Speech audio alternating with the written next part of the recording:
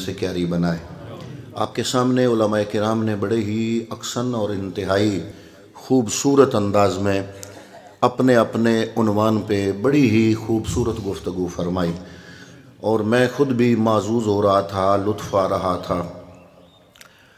दिल कर रहा था कि ये उलमाए किराम बयान करते रहें और हुजूर की अज़मत के ये चर्चे हम सुनते रहें। तो अपने वक्त पे चूँकि मुझे भी हुक्म मिला, हाज़री के तौर पर चंद अल्फाज आपकी खिदमत में पेश करने के लिए हाज़िर हूँ। अल्लाह रब्बुल आलमीन ने अपनी तमाम सिफ़ात के इजहार के लिए अपनी नियाबत का फरीज़ा अंबियाए किराम को सौंपा। अल्लाह रब्बुल आलमीन की लामहदूद सिफ़ात जो कि हिस्सा हैं बुनियादी 8 सिफ़ात का, इल्म, समा, बसर, इरादा, और हम मातुरीदी जो हैं वो एक 8वीं सिफ़त साथ शामिल करते हैं, तकवीनी उमूर। अशरिया, मातुरीदिया ये कहते हैं कि ये 8 सिफ़ात जो हकीकी हैं, बाकी लामादूद सिफ़ात हैं, इन का मज़हर होता है जिसमें से सिफ़ात का इजहार हो रहा हो। मज़हर बनाने के लिए रब्बुल आलमीन ने अंबिया का इंतखाब फरमाया। फिर उन अंबिया की तरफ मलाइका मबूस फरमाए और कुछ का मकाम इतना बुलंद हुआ, अल्लाह के मकाम कुर्ब में मज़ीद रूहानी तरक्कियाँ इतनी हुई कि फिर जिब्रील की भी ज़रूरत न रही। खालिक़े कायनात ने डायरेक्ट उनसे कलाम किया और उसकी मिसाल हज़रत कलीमुल्लाह हैं। और हमारे आका जब सिदरा से आगे गए और कुरान इस पे गवाह है, फ़ाओखा इला अब्दिही मा औखा, उसने वही की अपने बंदा खास की तरफ। या अल्लाह क्या की? फरमाया माओखा, जो की वो की। अगर मैं वो सारी गुफ्तगू तुम्हें बताऊं तो तुम्हारी तो अक्लों और शऊर से ही बुलंदो वाला है। मैं उसकी वजाहत इसलिए नहीं दे रहा कि तुम्हारे पास वो शऊर नहीं है। तुम्हारे शऊर और फिक्र का पंछी वहां परवाज नहीं कर सकता, इसलिए मैंने कह दिया फ़ाओखा इला अब्दिही मा औखा, जो वही की वो की। बहरहाल तिलकर रसूल फद्दलना बादहुम अला बाद, मेरे रब ने किसी भी नबी को जब उसकी अजमत बयान की तो कम में बयान नहीं की, बल्कि इमाम अहले सुन्नत इमाम अहमद रजा खां बरेलवी आशिक मुस्तफ़ा, उनकी खिदमत में किसी शायर ने शेर पढ़ा कि शान यूसुफी भी दबी तो यहीं आके दबी। तो आला हजरत का इमाम अहमद रजा बरेलवी आशिक मुस्तफ़ा का जज्बा तड़प उठा। आपने कहा यूं ना कहो कि शान यूसुफी भी दबी तो यहीं आके दबी। उसने कहा जी कैसे कहूं? आपने फरमाया मेरा आका किसी नबी की शान कम करने नहीं आया। तुम ये शेर पढ़ो कि शान यूसुफी भी बढ़ी तो यहीं आके बढ़ी, यानी हजरत यूसुफ की शान जो बढ़ी तो मोहम्मद मुस्तफ़ा के सदके से बढ़ी। तो मामला ये है, इन तमाम उलूम का जो मैंने 8 आपके सामने जिक्र की, पहली सिफ़त है इल्म, और उसका इज़हार करने के लिए अल्लाह रब्बुल आलमीन ने सूरह अल बकरा में रोज़े अज़ल का वाक़या बयान किया है کہ ملائکہ کو جب کہا نا کہ آدم علیہ السلام کو سجدہ کرو تو سجدہ کرنے سے پہلے وَعَلَّمَ آدَمَ الْأَسْمَاءَ كُلَّهَا، قرآن کہتا ہے کہ اللہ نے آدم علیہ السلام کو سارے علوم کے اسماء کا علم عطا فرما دیا۔ کرنے کے بعد فرمایا اے ملائکہ آدم کو سجدہ کرو۔ اب سوال یہ پیدا ہوتا ہے کہ پہلے کیوں نہیں کہا؟ سجدے کا آرڈر کرنے سے پہلے آدم علیہ السلام کے علم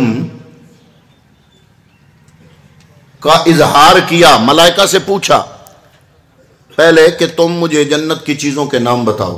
انہوں نے عرض کیا کہ یا اللہ ہم نہیں جانتے، الا ما علمتنا، جتنا تو نے ہمیں سکھایا ہے ہمیں تو اتنا ہی پتا ہے۔ اللہ نے فرمایا اچھا تم نہیں جانتے؟ ملائکہ سے کہا اچھا ملائکہ تم نہیں جانتے، چلو پھر میرے آدم سے پوچھو۔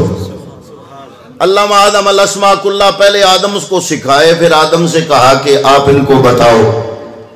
جب آدم علیہ السلام علم کی باتیں بتا رہے تھے تو ملائکہ کے دل میں، ملائکہ کے سامنے آدم کی عظمت کا اظہار ہو رہا تھا۔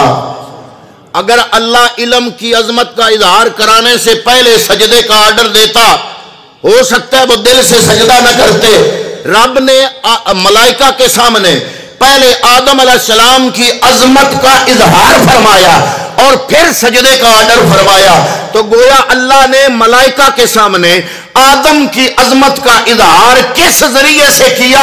علم کے ذریعے سے کیا، کہ ملائکہ کو پتہ چل جائے کہ جس کو ہم سجدہ کر رہے ہیں ان کے پاس ہمارے سے زیادہ علم ہے۔ اور پھر جب علم رب بتائے، یہ آپ دیکھتے ہیں نا سکول کی تعلیم، primary, middle, high, college, university, P H D, M Phil, جتنی بھی تعلیم ہے، اس کا نتیجہ کیا نکلا کہ دیکھو دنیا کتنی ترقی کر گئی، کہ دنیا چاند پہ پہنچ گئی، مریخ پہ ڈورے ڈال رہی ہے، سمندروں کی اتھاہ گہرائیوں میں چلی گئی۔ یہ میری جیب میں یہ پلاسٹک کی پھٹی ہے، جدید سائنس کے علم نے دیکھو اس پھٹی میں یہ چیز پیدا کر دی کہ یہ آڈیو بھی دیتا ہے، ویڈیو بھی دیتا ہے پلاسٹک۔ حجم اس کا اتنا ہے کہ میری جیب میں آ جاتا ہے، امریکہ میں بندہ بیٹھا ہو میں یہاں پہ بیٹھ کے اس سے بات کر سکتا ہوں۔ یا اللہ یہ آج کے انسان کے پاس اتنا علم آ گیا۔ اور قرآن سے اللہ نے فرمایا ما اوتیتم من العلم الا قلیلا، میں نے قلیل علم دیا ہے تمہیں۔ اچھا قرآن کا دعویٰ اور نعرہ جب میں نے دیکھا کہ رب فرما رہا ہے میں نے قلیل علم دیا، میں حیران ہوا کہ یا اللہ جس کو تو نے قلیل علم دیا، اس قلیل علم سے وہ انسان ادھر چاند پہ پہنچا، ادھر مریخ پہ ڈورے ڈالے، جی ادھر یہ پلاسٹک کی یہ پھٹی ہے، اس میں زبان دی، اس میں سماعت دی، اس میں آڈیو اور ویڈیو کا سسٹم ڈالا۔ یہ ہے علم قلیل۔ پتہ چلا اگر علم قلیل ہو، بندہ سمندروں کی اتھاہ گہرائیوں میں چلا جائے، علم قلیل کے ذریعے بندہ پلاسٹک کو زبان دے دے، اس کو آنکھیں دے دے، یہ علم قلیل ہے۔ اللہ کا قرآن کہتا ہے میں نے علم قلیل دیا۔ اگر علم قلیل آ جائے تو بندہ چاند پہ پہنچ جائے، تو اگر کسی کے پاس علم کثیر ہو اور وہ چاند ہی قدموں میں بلا لے۔ نعرہ تکبیر، نعرہ رسالت، نعرہ تحقیق، نعرہ حیدری، علماء اہل سنت۔ علم قلیل نے شمسی توانائی کو اسیر کر لیا، یہ سولر سسٹم۔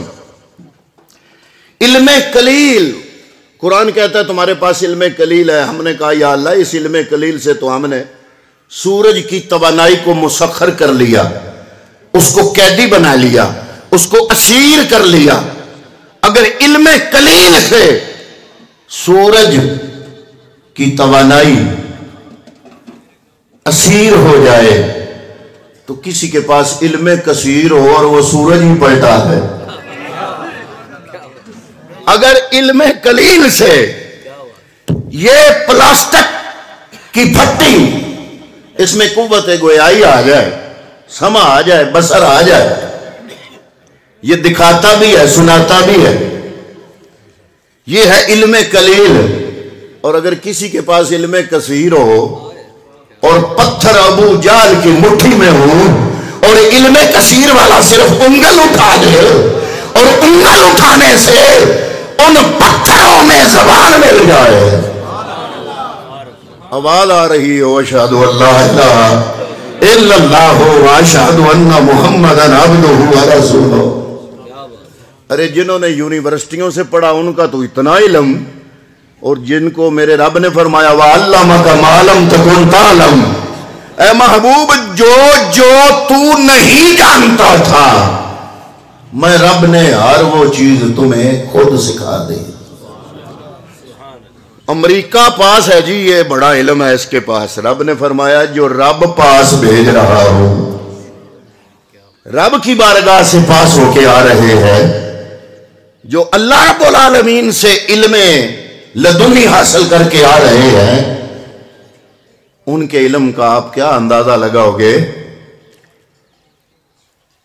علماء کرام موجود ہیں، اتنا زیادہ ٹائم بھی نہیں ہے، میں اپنی ساری گفتگو کو بڑا کلوز لپیٹ کے آپ کی خدمت میں پیش کرنا چاہوں گا کہ انسان کے پاس دو قوتیں ہیں، ایک قوت محرکہ ہے، ایک قوت مدرکہ ہے.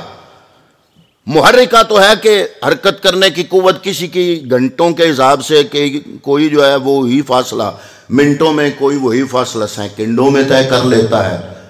تو سائنسی ترقی بہت زیادہ ہو گئی ہے، اس لیے اگر کسی کی گاڑی 300 میل فی گھنٹہ چلتی ہے تو آپ بڑے حیران ہوتے ہیں یار موٹر وے پہ بھی 120 ہے، زیادہ سے زیادہ چلو موٹر وے کا اصول کوئی توڑے تھے 140 60، اس سے آگے نہیں. اور فلاں بندہ 300 میل کلومیٹر 1 گھنٹے میں. تو یہاں ہے سائنسی ترقی.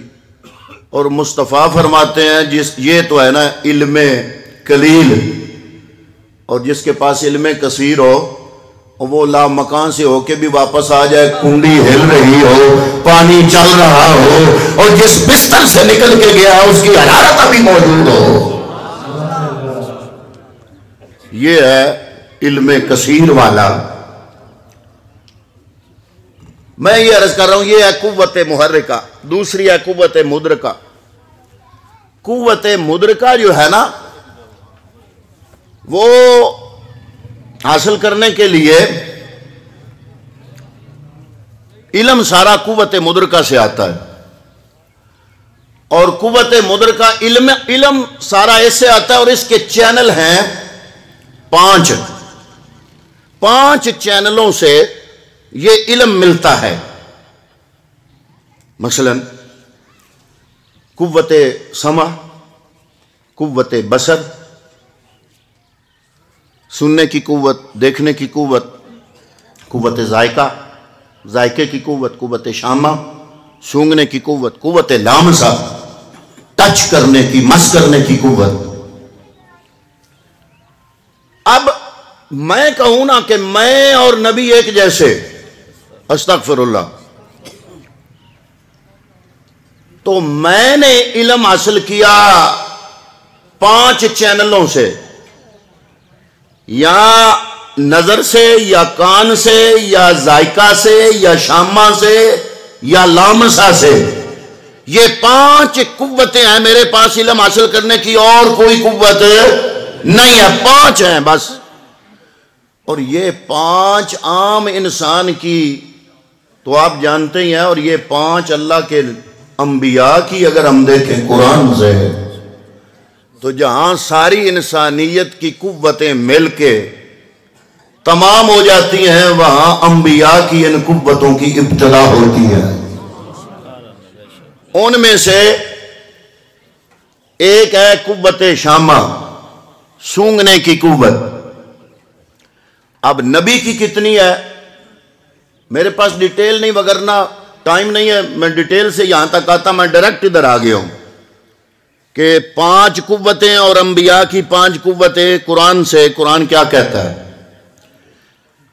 سونگنے کی قوت، سورہ یوسف، حضرت یوسف علیہ السلام کے بھائی جب حضرت یعقوب کے پاس گئے، حضرت یوسف نے پوچھا کون ہو؟ آپ نے تو پہچان لیا، بھائیوں نے نہیں پہچانا کہ یہ کون ہے، اور وہ یہی سمجھ رہے ہیں کہ یہ مصر کا بادشاہ ہے۔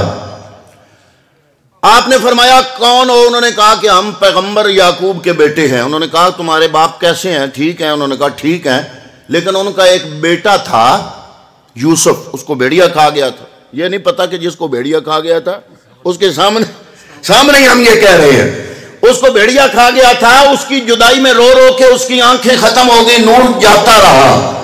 حضرت یوسف علیہ السلام نے فرمایا اذهبوا بقمیص، قرآن ہے، قرآن کی آیت ہے، اذهبوا بقمیصی، میرا یہ قمیض لے جاؤ، فالقوہ علی وجہ ابی، میرے باپ کے چہرے پہ ڈالو، یات بصیرہ، اس قمیض سے اس کی بینائی واپس آ جائے گی۔ اب وہ قمیض لے کے بندہ آ رہا ہے، ادھر حضرت یعقوب کنان میں ہے، وہ مصر سے نکلا قمیض۔ میں قوت شامہ نبی کی بتا رہا ہوں قرآن سے۔ حضرت یعقوب پہاڑ کی چوٹی پہ کھڑے ہیں اور بیٹوں سے کہہ رہے ہیں انی لاجد ریح یوسف، انی لاجد ریح یوسف لولا ان تفندون، اگر تم، خطرہ ان سے بھی تھا نا، جیسے ہمیں آج کچھ لوگوں سے خطرہ ہے نبی کی عظمت بیان کرتے کرتے کہ وہ اپنے آپ پر قیاس نہ کر لیں، ان کو بھی خطرہ تھا نا۔ تو انہوں نے کہا لولا ان تفندون، میں نبی ہوں، تم چاہے میرے بیٹے ہو لیکن نبی نہیں ہو۔ نبی اور غیر نبی میں فرق یہ ہوتا ہے کہ میں اگر حقیقت بیان کرنے لگوں تو مجھے خطرہ ہے لولا ان تفندون، کہ تم مجھے سٹھیایا ہوا سمجھو گے۔ کیوں؟ اس لیے کہ میں نبی ہوں، تم غیر نبی ہو، اور نبی کوئی حقیقت بیان کرے، غیر نبی چاہے بیٹے بھی ہوں، ان تک غیر نبی کی اس حقیقت تک رسائی نہیں ہوتی۔ لولا ان تفندون، خطرہ مجھے یہ ہے کہ تم مجھے سٹھیایا ہوا نہ سمجھو، میں ایک بات کرنا چاہتا ہوں۔ بیٹے کہتے ہیں ابا جی کریں۔ انہوں نے کہا انی لاجد ریح یوسف، مجھے یوسف کی خوشبو آ رہی ہے۔ یہ قوت شامہ ہے، قرآن سے ثابت ہے، اللہ کا نبی ہے، اور فرما رہا ہے حضور ضیاء الامت میرے پیر و مرشد، میرے استاد گرامی، آپ لکھتے ہیں سورہ یوسف کی اسی سورہ مقدسہ کی تفسیر کرتے ہوئے آپ فرماتے ہیں جب قمیض چلا تھا نا، ابھی حضرت یعقوب سے 8 راتوں کے فاصلے پر تھا، 8 راتوں کے فاصلے پر۔ حضور ضیاء الامت رحمت اللہ تعالی علیہ پیر محمد کرم شاہ الازہری آپ لکھتے ہیں کہ ابھی وہ کرتا، وہ قمیض یوسف 8 راتوں کی مسافت پہ تھا، اور حضرت یعقوب فرما رہے ہیں انی لاجد ریح یوسف، مجھے یوسف کی خوشبو آ رہی ہے۔ آپ اپنے سگے بھائی اور باپ کی قمیض صرف دیکھیں، آنکھیں بند کریں، آپ کے سامنے وہ قمیض لائیں اور پوچھیں کہ آپ کو کچھ محسوس ہوا، کوئی خوشبو آئی؟ اپنے سگے بھائی اور باپ کی قمیض ساتھ ہے، نہیں آتی۔ ارے یہ فرق ہے ایک عام انسان میں اور اللہ کے پیغمبر میں۔ پتہ چلا اللہ رب العالمین، آج تو کہا جاتا ہے کہ اور یہ اللہ کی شان ہے چروائے کو نبی بنا دے۔ میں نے کہا نہیں، استغفر اللہ، ایسی بات نہیں ہے۔ ہاں یہ بات ضرور ہے کہ اللہ تعالیٰ اپنے ادارے میں ان انبیاء کی تربیت کا اہتمام ضرور فرماتا ہے، اور جوں جوں وقت گزرتا ہے ان کا مقام قرب بڑھتا چلا جاتا ہے۔ اس کی مثال حضرت موسیٰ کلیم اللہ، آپ کو اللہ نے فرمایا پتہ ہے تمہیں میں نے کلیم کیوں بنایا؟ عرض کی یا اللہ کیوں؟ فرمایا ایک دن تم بکریاں چرا، اللہ نے انبیاء کو بکریاں کیوں دی؟ اس لیے کہ جب یہ بکریاں کامیابی سے چلا لیں گے تو پھر یہ ریہرسل ہے، یہ تربیت ہے جو رب دے رہا ہے، پھر یہ میری مخلوق کی نگہبانی بھی کر سکیں گے۔ بکریوں کو چرانے والے کی نفسیات کے بارے میں ڈاکٹر کہتے ہیں کہ وہ بڑا نرم دل ہو جاتا ہے، اور اونٹوں کا چرانے والا سخت دل ہوتا ہے، اس کے ہاتھ میں مضبوط ڈنڈا ہوتا ہے، اور وہ اونٹوں کو کچھ عرصہ چلاتا رہے تو سخت دل ہو جاتا ہے۔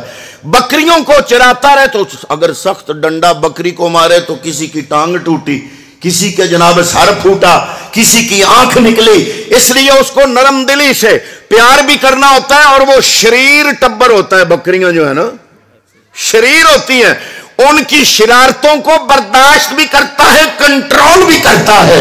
اور حضرت کلیم اللہ کو میرے رب نے فرمایا ایک دن تم بکریاں چرا رہے تھے، ایک بکری تمہیں تنگ کر رہی تھی، وہ اپنے اس پورے جو ہے اجڑ اس سے بچھڑ گئی، وہ کبھی بلندیوں پہ چڑھتی، کبھی پستیوں میں اترتی، کبھی پہاڑوں پہ، کبھی وادیوں میں۔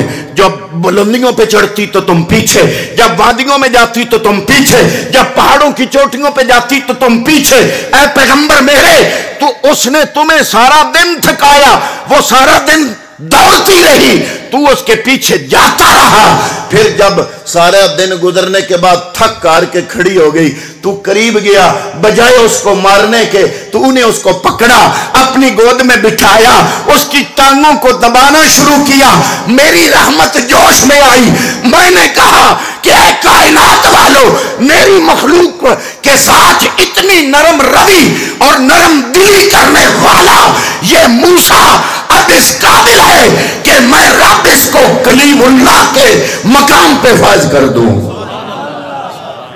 یہ تربیت گاہ ہوتی ہے پیغمبر کی، لوگوں نے کچھ اور سمجھ لیا، لیکن جب یہ مقام ملتا ہے تو اس کے بعد اللہ رب العالمین۔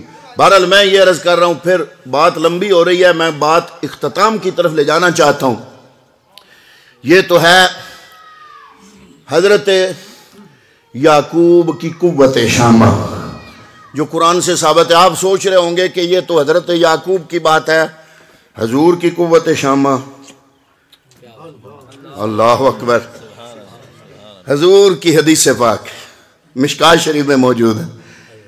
فرمایا جب جبریل سدرہ چھوڑتا ہے، اب علماء کرام یہاں موجود ہیں، زمین سے لے کر پہلے آسمان تک کا فاصلہ 500 سال، پہلے کی موٹائی 500 سال، دوسرے تک کا فاصلہ 500 سال، 500 نوری سال، پھر اس کی موٹائی 500 سال، پھر اسی طرح 6 آسمان، اور کچھ روایتوں میں ہے کہ چھٹے پہ سدرہ ہے۔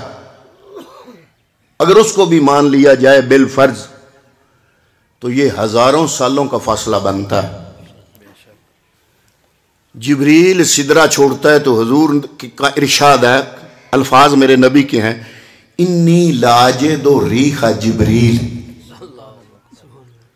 جب جبریل سدرہ چھوڑتا ہے تو مجھے اسی وقت جبریل کی خوشبو آ جاتی ہے۔ یہ میرے نبی کی قوت شامہ ہے۔ قوت ذائقہ کیسی ہے؟ حضور نبی کریم صلی اللہ علیہ وسلم غزوہ خیبر کے بعد ایک بڑھیا آئی، آپ کی دعوت پکاتی ہے۔ دعوت پکائی، حضور کو بکرے کی اگلی 2 ٹانگیں جو 2 بازو ہیں وہ بڑے پسند تھے، اس کو پتا تھا، اس نے وہ بھونے اس میں زہر ملا کے حضور کے سامنے رکھا۔ حضور نے لقمہ منہ میں ڈالا، صحابہ کو فرمایا رک جاؤ، نہ کھانا۔ یا رسول اللہ کیوں؟ فرمایا اس میں زہر ہے، اس میں۔ بلایا گیا بڑھیا کو، بھی ہوں پتہ لگ جاندہ، تکا ہے کہ اندازہ ہے کہ یقین ہے کہ علم ہے۔ بڑھیا کو بلایا، اس سے پوچھا اس میں زہر ہے؟ اس نے کہا، سب کے سامنے اقرار کیا زہر ملایا تھا۔ حضور نے پوچھا کیوں ملایا؟ اس نے کہا اس لیے ملایا کہ اگر آپ سچے ہوئے آپ کو پتہ چل جائے گا، آپ کی جان بچ جائے گی، اور اگر آپ سچے نہ ہوئے تو آپ سے ہماری جان چھوٹ جائے گی۔ حضور نے فرمایا پھر اب؟ اس نے کہا گواہی دیتی ہوں آپ سچے رسول ہو۔